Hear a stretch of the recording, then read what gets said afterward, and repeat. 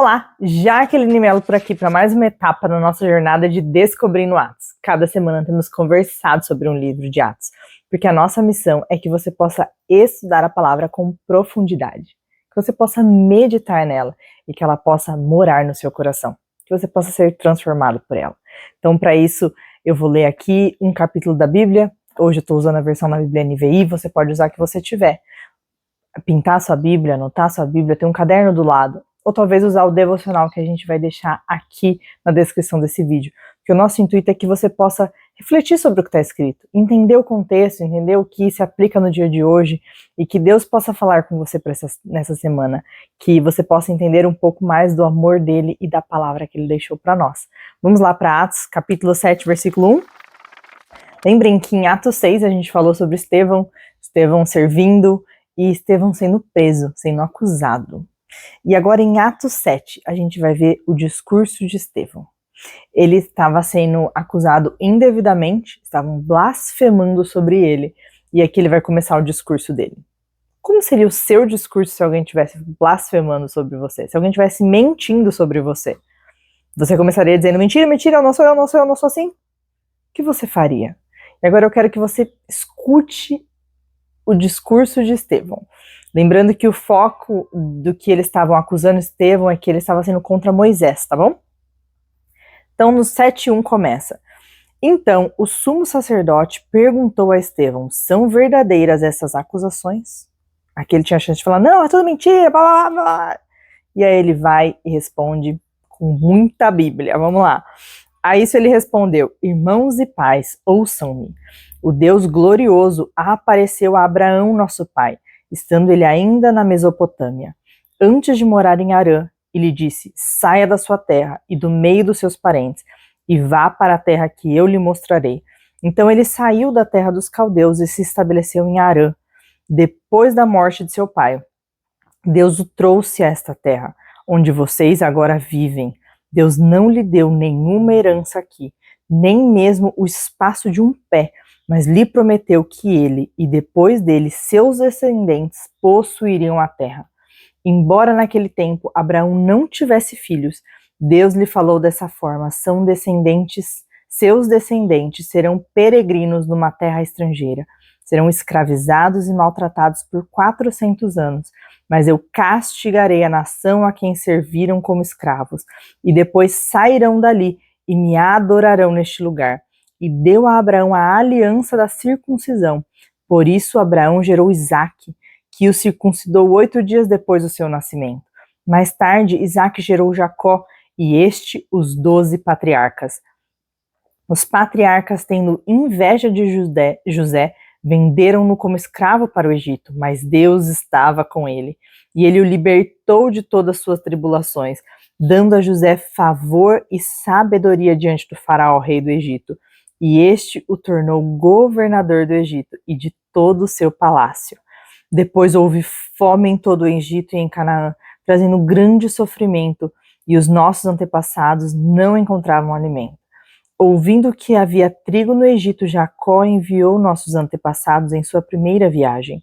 Na segunda viagem deles, José fez reconhecer-se por seus irmãos, e o faraó pôde conhecer a família de José.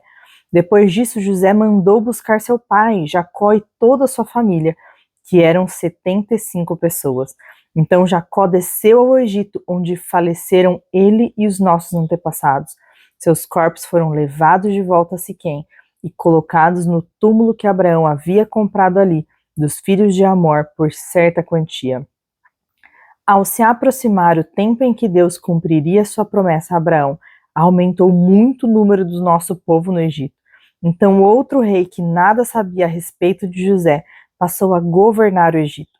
Ele agiu traiçoeiramente para com o nosso povo e oprimiu os nossos antepassados, obrigando-os a abandonar os seus recém-nascidos, para que não sobrevivessem.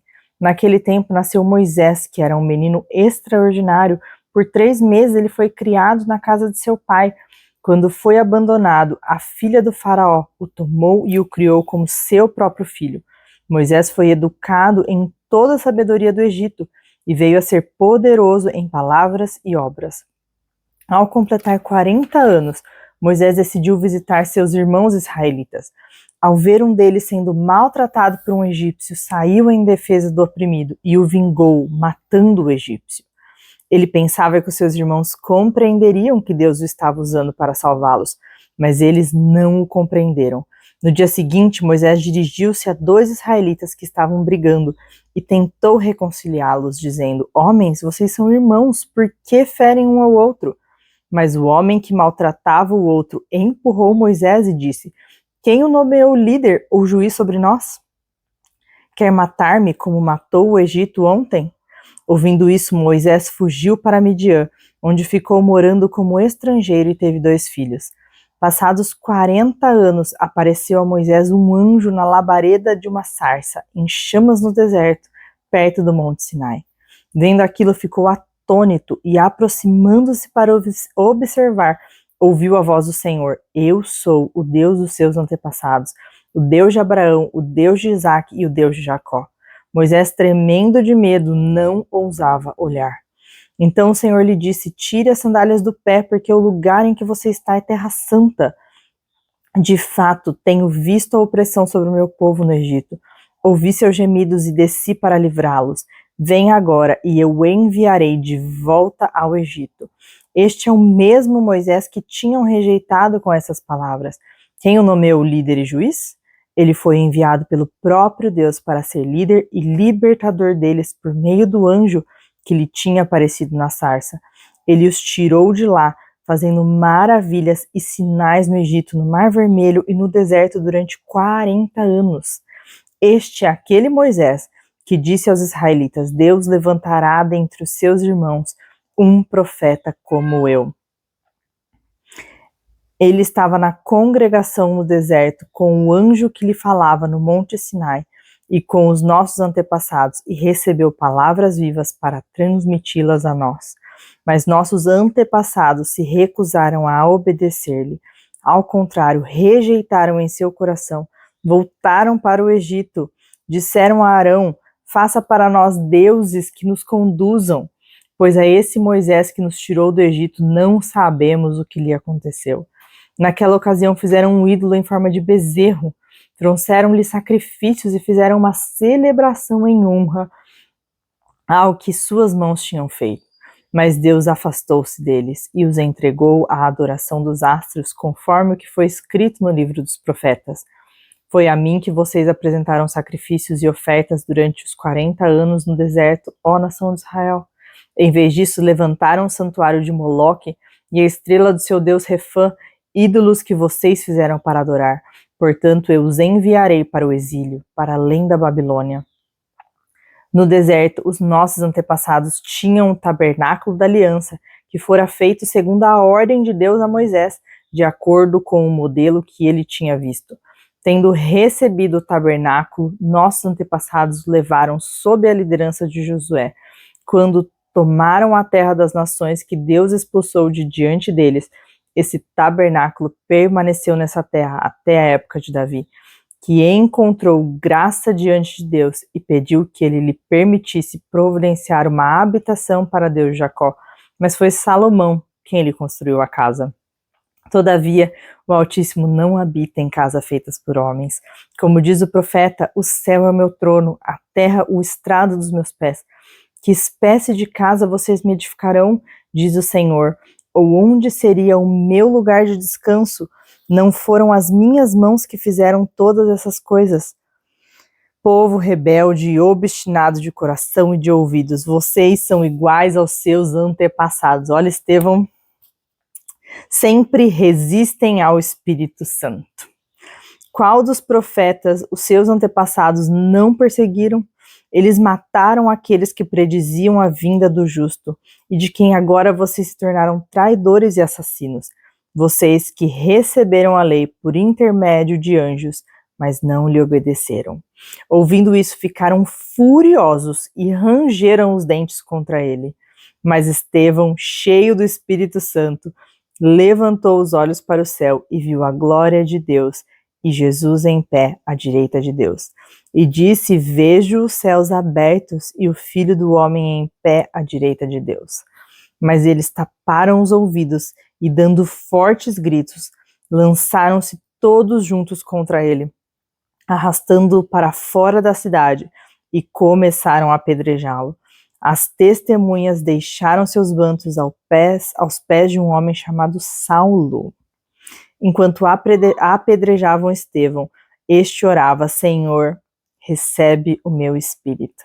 Então caiu de joelhos e bradou: Senhor, não os considere culpados deste pecado. E tendo dito isso, adormeceu. E Saulo estava ali, consentindo na morte de Estevão. Estevão aqui, em meio a acusações, resume todo o Velho Testamento, traz a história. Ele estava provando ali que a vinda de Jesus já estava no Velho Testamento.